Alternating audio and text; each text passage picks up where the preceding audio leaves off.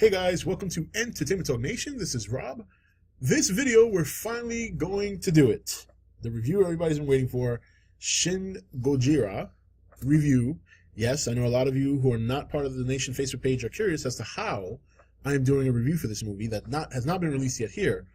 However, to make a long story short, because I do want to get to the review, have a friend, met a little over 2 years ago, and this person at the time, I was basically recruited to audition for a reality TV show that was based on, like, basically they saw one of my conspiracy theory videos and they wanted my intake and they wanted me to audition. And to make a long story short, I made an acquaintance during that time, and they've remained an acquaintance since then. And this person also turned out to be a very big Godzilla fan, is involved in the entertainment industry, and unexpectedly, because I had no idea this was even coming, hooked me up with a way to see the movie. And I'm very grateful, very, very grateful. And the person is anonymous. Nobody knows who he is anyway, because I've never really spoken about him, and I've never spoken about him to anybody else because at his request. The cool thing about this friendship that I've had with this person is that he's in the industry. He's always kind of giving me some information, and can't always, not that I can't, I was at times permitted to maybe scoop that information on a video. The problem is that he likes to remain anonymous, so I wouldn't be able to use his name. And if you've been on my channel for a while, you know that whenever there's been other videos that talk about this kind of stuff or talk about scoops and stuff like that, a lot of times they'll say something along the lines of, I have it from a reliable source, but I can't say the name. And I don't like that. Like, I would have to say that if I would ever do it, and I just don't want to do it. So, but I just like the fun in knowing some of the things that I found out over the years regarding certain entertainment developments in the industry. So it's been fun, if nothing else, for me personally. So, but anyway, this was a great, great surprise, an early birthday gift. And I saw it almost a week ago now. I've seen it twice. And I've kind of been procrastinating on my review because, you know, I was a little bit turned off at the reaction I got during my live stream when the trailer came out. And, you know, obviously a lot of people who are in love with Godzilla or in love with Toho's interpretation of Godzilla, they don't like to hear anything negative about it. They don't like to hear anything bad. If it's Toho, it's gold, and I'm just not like that. I'm just not like that with anything, not just Godzilla, anything. So I was like, well, maybe I'll get a lot of backlash for this, but I'm just going to come straight out and be honest. So is this a bad Godzilla movie? No, it's not. It's definitely not a bad movie. I wouldn't put it down there with Godzilla's Revenge. I wouldn't put it down there with Son of Godzilla or Godzilla vs. the Sea Monster or any of the like. But I definitely wouldn't put it at the top list. I would say it's more in the middle of some of the Godzilla films. Here's the thing, and I'm going to talk about the story first. I'm not going to go into too much details. I don't want to give the plot away. I know there's some people watching this video who already know the plot, and I know there's some people watching this video who don't want to know the plot. So I figured it's best to avoid it, because if you know the plot already, then you know it, and if you don't know it, you won't get spoiled. But in essence, this is the first time Godzilla, story-wise, has touched down in Japan, and there's no indication of him in the past or none of that. So there's no connection to any of the other movies. This Godzilla is very different. He's very different. And it doesn't take long for the action to start. It doesn't. Pretty much quickly into the movie, he touches ground. If you've heard it by now, yes, he does have 3 forms. His first 2 forms are very primitive, so to speak. I don't like them too much, I'll be honest with you. It was kind of weird watching it, because you do get a sense of dread. There's violence there. There's people getting crushed, buildings getting crushed. But it's so hard to get engrossed in that scene, or in the opening scene, or not the opening scene, but it's so hard to get engrossed in that scene when he first makes landfall, because he's kind of like hopping along, and he's got these huge eyes. It looks goofy. It looks goofy, and there is some violence there in terms of he kind of bleeds out, and you know, it's grotesque, but it's so goofy looking the way he looks in this form, that it's hard to kind of be fearful. I mean, I literally laughed when I first saw him. It was just that ridiculous. And then that just kind of opens the floodgates to everything that you've already probably heard at this point. How the government deals with it, all these meetings, lots of dialogue, everything you're hearing is true. And I think, here's the thing, we all hear that it got great responses in Japan. And that's no surprise for a multitude of reasons. Number one, this story resonates with Japanese people because it really kind of ties in, or I don't want to say ties in, but it really draws inspiration from the events in 2011 with the tsunami and the earthquake and all that stuff. And because of that, I definitely can see why it hits home for the Japanese audience. The other reason is because The Japanese, here in the United States, we have freedom of speech. We're very out there with what we say. Other countries, even if they have freedom of speech, which most countries don't, even if they do, they're not as outspoken as we are. Japan is no exception. They have freedom of speech, yes, but they're not going to come out there and just bash one of their own. You know what I mean? So it's not to say that the people that reviewed it didn't really enjoy it. I'm sure they did. But if it wasn't good, they wouldn't trash it, is what I'm saying. So I don't want to, again, I'm trying to kind of work around this here, because even though I know, based on what I saw, and I know people know things, I know there's probably people watching this that don't want to be spoiled, so I'm trying to work around. But here's what I'll do. People want to hear about the Godzilla stuff, so we'll get to that in a second. Let me just focus on the story a little bit and let you know my take on it. The story, obviously, like I said before, very much inspired by the 2011 events and the response of the government. It's very, very political, a lot of bureaucracy. I can't say that it was very entertaining. It was not. It's and it's not going to resonate with any audiences outside of Japan the way it's going to resonate with Japanese people. You could say it does, but I personally wouldn't believe anybody who says that, because, and I'll tell you why. What happened in Japan was very tragic. Us as human beings obviously react to that in such a way that we feel for them, we want to support them, and we know it's terrible watching it. Experiencing it is a completely different monster.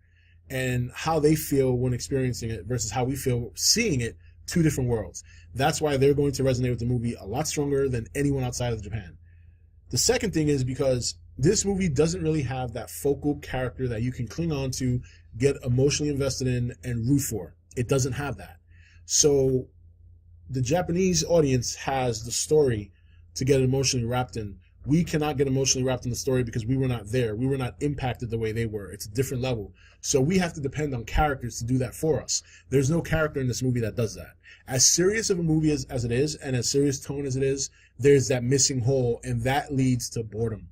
Because then you have all these different characters jumping in and out, talking about this event, how they're going to deal with it, such and such, and you kind of get tossed around, and you don't have time to get invested. And it spends, and the only thing you do have to get invested in, if you're an audience from outside, is Godzilla. Godzilla is your investment. Like him or not, whether he's bad or evil, that's your investment. That's who you're there to see. You're not going to see a lot of them. And I'm not saying that as a complaint. Well, maybe I am, but I think for different reasons than the traditional, oh, he wasn't in the movie enough. Because everything outside of Godzilla just was not that entertaining. Yes, there's people talk about how Anno shot it, and there were great angles, there was great shooting, great editing, but that doesn't make the movie entertaining. It makes it more cohesive. I'm looking to be entertained on top of appreciating that cohesiveness. The cohesiveness, I mean, the entertainment factor was gone. Editing, yes, great. The angles and the shots that Anno used were fantastic, but there was no entertainment value there outside of Godzilla. So that's where you miss Godzilla more, because there's nothing outside of him that's drawing you in. There's no character. The story's very bland. So you're left with just waiting. And that's when you miss Godzilla, because you're like, oh my God, is he even in this movie? Even though you know, and myself, as a fan, that he was hardly in the movie in 54. He was hardly in the movie in 2014. He was hardly in it in some of his other movies, even Versus movies. He wouldn't come until the end. But you appreciate those movies for two reasons. Number one, either the story is really good, which in most cases the story is not, or there are other monsters to keep you company. Prime example, 2014, I understand where people are coming from. We're not seeing Godzilla enough, but if you didn't like the Muto, then that affected you more. Well, see, I liked the Muto, so they were entertaining me until Godzilla got to the picture. Other movies, you don't see Godzilla till the end or the middle.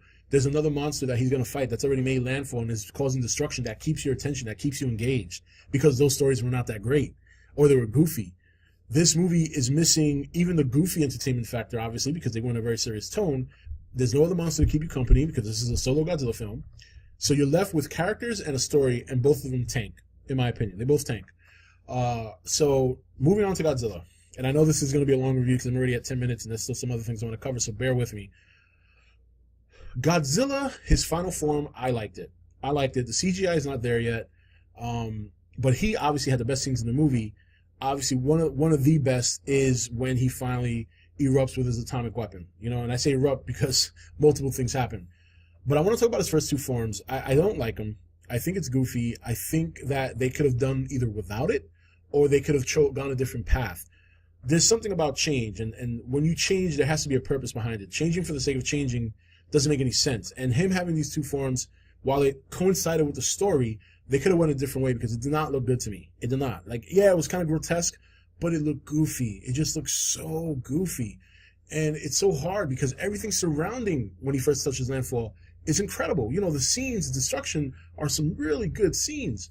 But my God, this thing coming out and hopping like, I'm like, what is this? You know, I'm thinking they could have gone a different route. You know, maybe, you know, we see Godzilla Jr., right? I mean, nothing like goofy, like, I don't say Godzilla Jr. is goofy, but something similar to that. He comes out and he's basically hopping along. He's got these gills that he bleeds from. Then he evolves to another form. And then he gets up and he takes off. And then later on he comes back in his final form. But those first two forms are just so goofy looking. It's just so ridiculous. The destruction and the way they shot it, fantastic. But I really was disengaged when I saw, you know, what I saw. Because I'm like, holy shit, this is bad. The other thing is, one of his best scenes is the scene where he finally first uses his atomic breath. And this one's a catch-22 for me. It's a double-edged sword. Because on one hand, I was in awe. I was like, wow. But on the other hand, I just do not like the laser beams out the back. It just looks so fucking ridiculous. And what's worse is you guys have seen the pictures, okay? But when you see him in action, he's actually kind of, it almost looks like he's trying to aim them. I'm like, are you kidding me? And then later on you see the tail with the tail beam and all that stuff. That comes later. But his scenes are very minimal. You know what I mean? Like, if you've seen pictures and you've seen all the clips that have come out by now, I'm sorry, I feel like I got something in my eye. I see it, but it's like I can't get rid of it. If you've seen all the clips and the pictures by this point, you've probably seen all his scenes already. It's really not that much. It's really not that much. And the worst part is after a point where he uses his breath, he goes into the state. And he stays in the state, story-wise, in the story for like 14 days. And that's pretty much when the movie dipped downhill for me, because you just have Godzilla standing there or in this catatonic state. And that's it, you know. And then you get to the last point where he finally wakes up. They provoke him again to use his breath so they can freeze him and knock this building on him. So he gets taken down, and you know, it's just unfortunate. Now, on the plus side, I'm very happy that Toho did this movie, though, and I'm very happy in the style that they did it, because it shows that they're kind of breaking away from the traditions a little bit, which is fine. And it's funny because Toho actually made the movie I was hoping they would make, a heavy CGI Godzilla, a different take on that. I was very, very much fine with the design. You know, the beady eyes and the arms still gets me a little bit, but for the most part, it was okay. It was fine. I had no problem with the design at all. But those subtle changes, the two forms, the laser beams out the back and the tail, it's just unnecessary, and it looks ridiculous. In my opinion, it looks ridiculous. And they just didn't need to do it. They didn't need to do it. You know, if you want to make it purple, that's fine. And if you want his back to light up purple when he shoots it, that's fine. There's nothing wrong with that. But the laser beams in the back, there's just no need for it. You know, the little creature version of him coming out and hopping along Japan while he's crushing people, there's just no need for it. And if you're going to do that, I would just think go a different route. You know, it just looks so horrible. It does. It looks so horrible. And I know people are going to argue, well, it's meant to look that way. It's his first form. No. When I say horrible, I mean it looks goofy. It takes me, personally, out of the scene because he looks like a fucking goofball. It looks like this big... It looks like a half... You know, it's funny. People said Turkeyzilla. It looks like half a turkey. And he lost his body, so he's kind of hopping. So, it just is so bad. So, and in terms of... I mean, there's a lot of things that go down, you know, with the government trying to stop him. The Americans get involved. And you know, if you're a heavy American person, a lot of patriotism, you might get offended by this movie because they make the Americans look a little bit... They make the American military and their government look very dumb. And I'm not saying they're not. I just don't think they're as dumb as they were portrayed in this movie. You know, and they made it seem like America's first course of action is to go ahead and drop a nuke. And I just don't think that's true when you consider our military history at this point. Ever since Nagasaki and Hiroshima, we've actually been very reluctant. We won't get rid of our missiles. I mean, that's obviously a problem. But I think we're more or less reluctant to go to that. And I think America, while I think they would have eventually suggested a nuke on Godzilla, I think they would have went other directions before they went to that route. And in this movie, they kind of go to that route fast. Now, to be fair, every country depicts other countries and other races in a certain way in their movies. So we've done it to Japan, we've done it to others, so fair is fair. But yeah, if you're a hardcore patriot person, you probably won't like that. There's not much else. You know, there's little tidbits and details, and we can talk about that in one of my next live stream Monday night if you guys want to get into details. I think I even gave away probably too much, but I figure by now people have seen It seems to me a lot of people have seen the pictures, have seen the thing about Godzilla. That's what they really want to know about. And I don't want to be a Debbie Downer, but if you're super excited about seeing Godzilla action, you're not going to see very much of it here. When you do see it, it's good. Even I gotta admit, even the scene where he looks goofy, everything outside of that is cool. It's shot. The destruction level is incredible, but it's just very little. It's very little. I can't sit here and just say the movie's great because Godzilla had these epic scenes. It's not. It's not a great movie, but it's not the worst Godzilla movie. That's for sure. It's definitely not the worst. It's in there. It's in the middle. I would say middle of the pack, maybe a little bit higher. Maybe top 10. Maybe in the top 10. Definitely not in my top 5. It just was too boring. It was too many gaps. Some of the story just drug out too long. And it doesn't resonate with me because I wasn't there during the event. There's no character for me to cling on to and to root for. There's just none of that. It's just very bland. It's a very bland movie.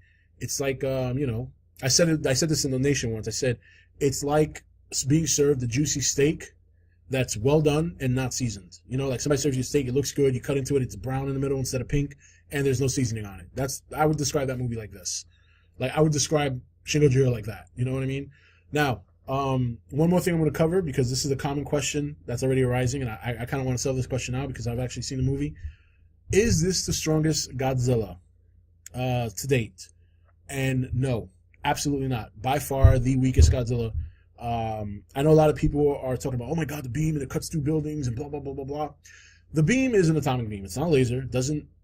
It appears to cut through buildings because it's a very focused fire, but that's really no different than any of Godzilla's other breath. If this Godzilla takes his beam and shoots it at a building straight without moving around, it's going to go right through. Same thing with any other Godzilla's breath. The difference with this one is that he actually blows it and he kind of moves around while he doesn't stop, move, and then blow again and stop moving. He just blows it and then moves around, and it gives that laser look, but it's not really a laser. It's his radiation breath, and even afterwards, in the aftermath, when the scientists and stuff came to study, like the buildings and stuff, they found high levels of radiation. So it's not a laser beam. I call it a laser light show because of the back, which is ridiculous. And it's funny because it looks cool. Don't get me wrong. The scene is very, very well done. It's too much. This does not need to be that many projectiles going on. We've seen Godzilla face the military and wreck a city all in one sitting with just his atomic breath. So there's really no need for back beams and all that other shit. So I would say this. Any monster he fights, okay, at this point, there's really been no monster that Godzilla has fought that even one shot from his beam can destroy it. I think maybe he did it once to Ghidorah's middle head. He had to shoot Destroyer a couple of times before he killed Destroyer.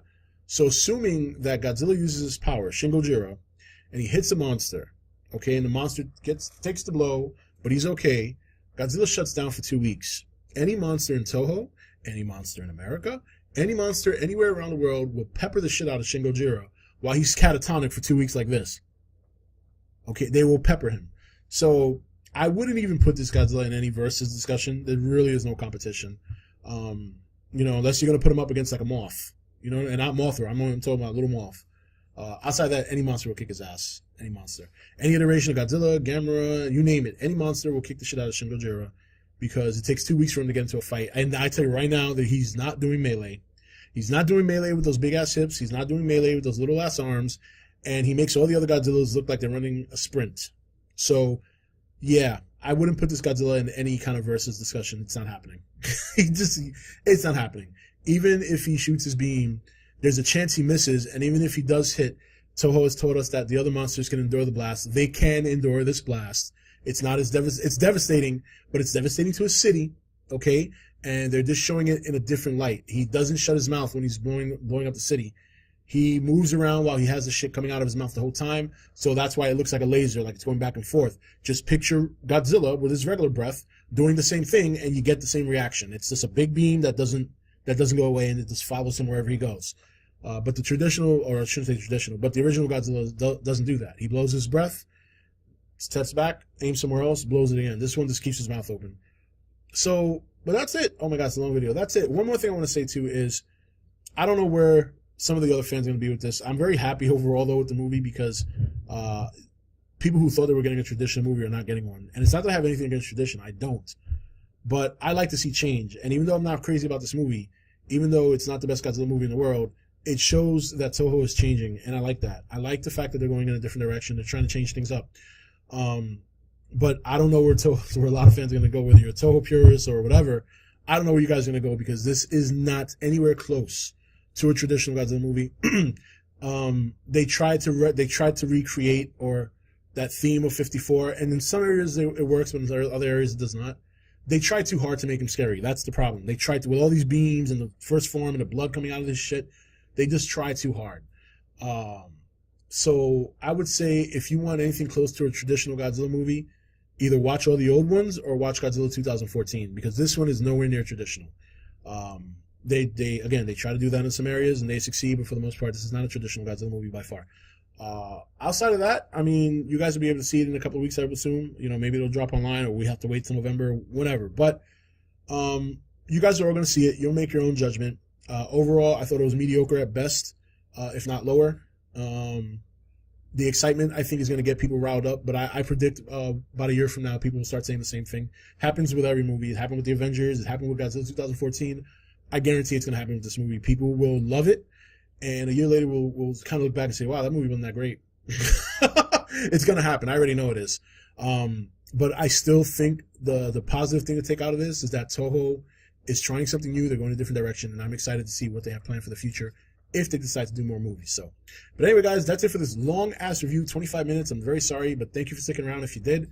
And we'll talk more Shin Gojira throughout the week. I also have 30 for 30 that I got to finish, or continue, I should say. I'm nowhere near finished, but I'm going to continue it. Had some internet issues last week, and I had some plans to do stuff this weekend, and honestly, I got caught up in Agents of S.H.I.E.L.D., and I pretty much watched it for 14 hours straight, and that's pretty much what ruined doing more videos this weekend. But there are coming this week. We'll be back to normal schedule this week. I'll be online tomorrow night, 9:30. If you guys want to talk about it some more while I play something, I don't know what I'm gonna play yet. But all right, guys, that's it for this video. This is Rob signing off for ETN, where we don't do news, we just talk entertainment. Take it easy. Thank you for watching ETN. You can follow ETN on Facebook, Twitch, or Twitter, or join the Nation Facebook page. Don't forget to click that subscribe button on your way out. You're watching ETN. Share and subscribe. Hey guys, welcome to Entertainment Talk Nation. This is Rob. This video, we're finally going to do it. The review everybody's been waiting for, Shin Gojira review. Yes, I know a lot of you who are not part of the Nation Facebook page are curious as to how I'm doing a review for this movie that has not been released yet here. However, to make a long story short, because I do want to get to the review, have a friend, met a little over 2 years ago, and this person at the time, I was basically recruited to audition for a reality TV show that was based on, like, basically they saw one of my conspiracy theory videos and they wanted my intake and they wanted me to audition. And to make a long story short, I made an acquaintance during that time, and they've remained an acquaintance since then. And this person also turned out to be a very big Godzilla fan, is involved in the entertainment industry, and unexpectedly, because I had no idea this was even coming, hooked me up with a way to see the movie, and I'm very grateful, very, very grateful. And the person is anonymous. Nobody knows who he is anyway, because I've never really spoken about him, and I've never spoken about him to anybody else because at his request. The cool thing about this friendship that I've had with this person is that he's in the industry. He's always kind of giving me some information, and can't always, not that I can't, I was at times permitted to maybe scoop that information on a video. The problem is that he likes to remain anonymous, so I wouldn't be able to use his name. And if you've been on my channel for a while, you know that whenever there's been other videos that talk about this kind of stuff or talk about scoops and stuff like that, a lot of times they'll say something along the lines of, I have it from a reliable source, but I can't say the name. And I don't like that. Like, I would have to say that if I would ever do it, and I just don't want to do it. So, but I just like the fun in knowing some of the things that I found out over the years regarding certain entertainment developments in the industry.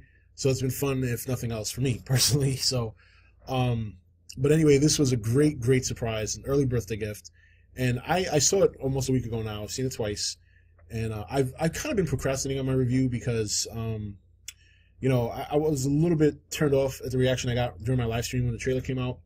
And, you know, obviously a lot of people who are in love with Godzilla or in love with Toho's interpretation of Godzilla, they don't like to hear anything negative about it. They don't like to hear anything bad. If it's Toho, it's gold. And I'm just not like that. I'm just not like that with anything, not just Godzilla, anything. So I was like, well, maybe I'll get a lot of backlash for this, but I'm just going to come straight out and be honest. So is this a bad Godzilla movie? No, it's not. It's definitely not a bad movie. I wouldn't put it down there with Godzilla's Revenge. I wouldn't put it down there with Son of Godzilla or Godzilla vs. Sea Monster or any of the like. But I definitely wouldn't put it at the top list. I would say it's more in the middle of some of the Godzilla films. Here's the thing. And I'm going to talk about the story first. I'm not going to go into too much details. I don't want to give the plot away. I know there's some people watching this video who already know the plot, and I know there's some people watching this video who don't want to know the plot. So I figured it's best to avoid it, because if you know the plot already, then you know it, and if you don't know it, you won't get spoiled. But in essence, this is the first time Godzilla, story-wise,